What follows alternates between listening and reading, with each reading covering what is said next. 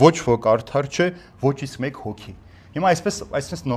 խոսք է ասում Պողոս Սարաքյալը, ոչ ոք արդար չի, ոչ ոք։ Ուրեմն այս տողը ոչ միտեղ չկա գրված Սուրբ գրքի մեջ,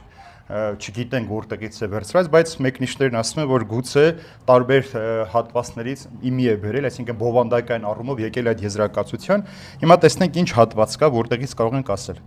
Օրինակ առակած գրքի մեջ ասում է, ով կարող է պարծենալ, թե ինքը սուրբ սիրտ ունի, կամ ով կհամարձակվի ասել, թե ինքը զերծ է մեղքից։ Դրա համար այսինքն այս տողից եզրակացնելով Պողոս Սարաքյանն ասում է, ոչ ոք արդար չէ, ոչ ոք անմեղ չէ, եւ երկրորդը Ժողով գրքից է, որտեղ ասում է երկրորդ չկա արդար մարդ, որ բարի գործ անի եւ չմեղանչի։ Ուրեմն այս երկու հատվածը իր իմի բերելով Պողոս Սարաքյալը գալիս է այս եզրահանգմանը, որ ոչ ոք արդար չէ, ոչ մի հոգի։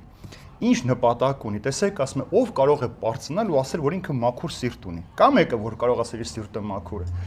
Մենք ժողովուրդ այդպես խոսք ունենք, չէ՞, ասում են, կարևորը սիրտն է, սրտի մեջ չկա այդ ամեն ինչը, երբեմն խմած մարդիկ էլ ճորս ասում են չարախոսել կամ վատ բաներ, ասում ենք խմածա մի բան ասում, հո սրտի մեջ այդ ամեն ինչը չկա։ Ուրեմն մեր սրտի մեջ ձեզ ասել են, որ սիրտը կարևոր տեղ ունի մարդու կյանքի մեջ, որովհետև ամեն բան այստեղ է տեղի ունենում, եւ ինչքան որ մարդու սիրտը մաքուր լինի, ինքը ինչ կլինի։